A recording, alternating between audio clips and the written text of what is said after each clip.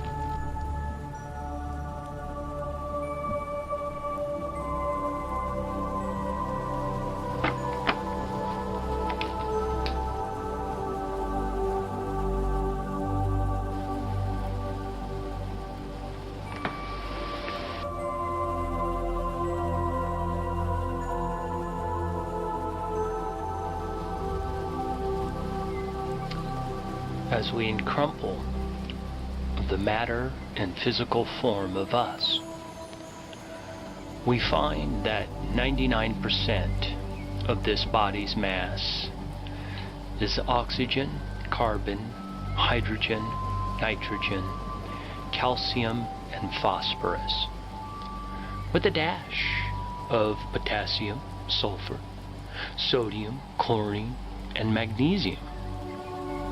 Then there are those little magical trace elements that some thought of to be little bits of the universe within our deepest part of our being that just might be the most important part of us being.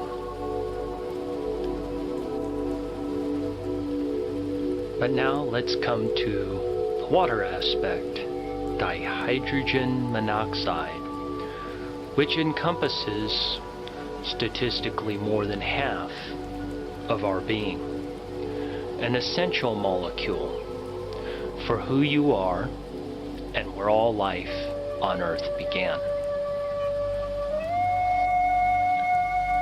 We carry this essential part that finds itself very responsive to frequency.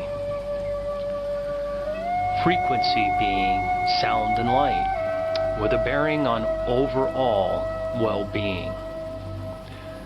The heart, brain, and lungs create a balance with you. If you are sad, your mind gets cloudy, your heart beats slower or labored, and breathing becomes shallow. Any of these affect the others in a positive or negative way. And this energy goes out to your body and beyond.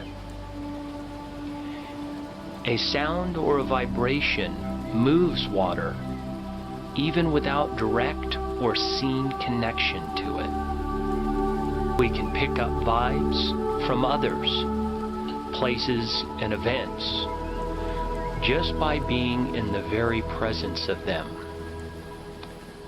Sensory essence locked within and forgotten due to too much thinking. It's always been there with us. Your thoughts and emotions affect your health, and your health affects your emotion and thought. If you're ill or injured, you may find yourself slip into depression of sadness. If you are sad about something or depressed, you may find yourself getting ill. Take care of all these balances within your being. When the universal being, that is you, decides to reach out and sense beyond its watery molecules, sees and sensed through us. We started as one and still are. The illusion of separateness is a construct of the mind. You are the universe, looking through many eyes that are not considered by you as your own. Let's take this or hit another chord.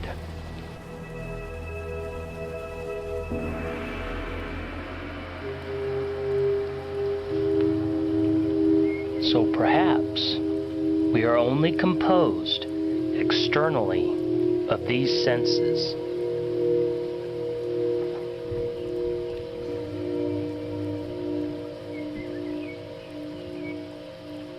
We put all of these senses together from outside us in order to perceive us, who we are, how we feel about everything. So in essence, everything outside of us becomes and is us.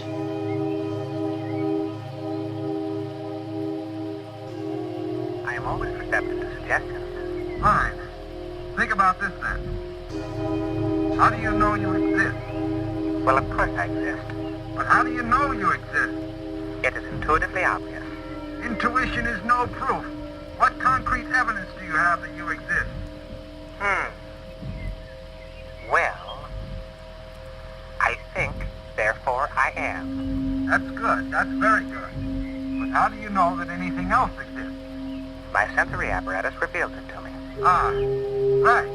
This is fun. Now listen, here's the big question. How do you know that the evidence your sensory apparatus reveals to you is correct? What I'm getting at is this. The only experience that is directly available to you is your sensory data. And this sensory data is merely a stream of electrical impulses that stimulates your computing center. In other words, all that I really know about the outside world is relayed to me through my electrical connection. Exactly. Why, that would mean that I really don't know what the outside universe is like at all, for certain.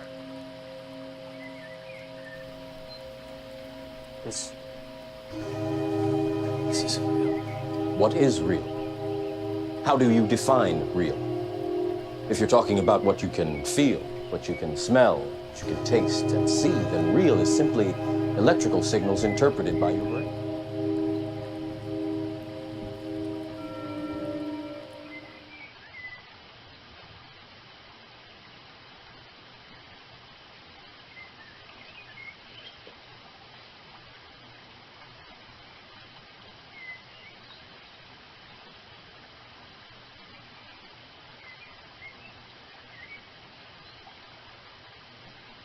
Some people are miserable without knowing it. But, you know my limerick, there was a young man who said, though it seems that I know that I know, what I would like to see is the eye that knows me when I know that I know that I know.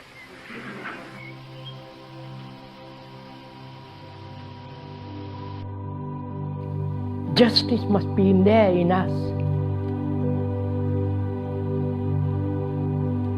And also, the word goodness is a very old-fashioned word. One hardly ever uses that word anymore. The other day we were talking to some psychologists, fairly well known, and when I used that word, he was horrified. He said, "That's old-fashioned word, don't use that." But one likes that good word.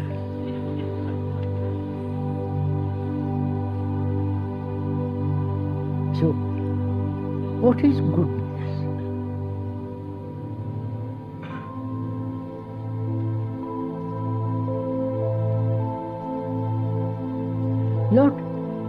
It is not the opposite of that which is bad. If it is the opposite of that which is bad, then goodness has its roots in badness. I don't know if one realizes. anything that has an opposite must have its roots in its own opposite. Okay? So, goodness is not related to that which we consider bad. It's totally divorced from the other. So we must look at it as it is, not in a reaction to the opposite, as a reaction to the opposite. Right? Goodness implies a quality of deep integrity.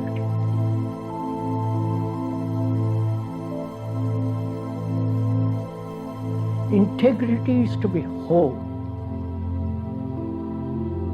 not broken up, not inwardly fragmented. And goodness also means a way of life which is righteous, not in terms of church or morality or ethical concept of righteousness, but a person who sees that which is true and that which is false and sustains that quality of sensitivity that sees it immediately and acts.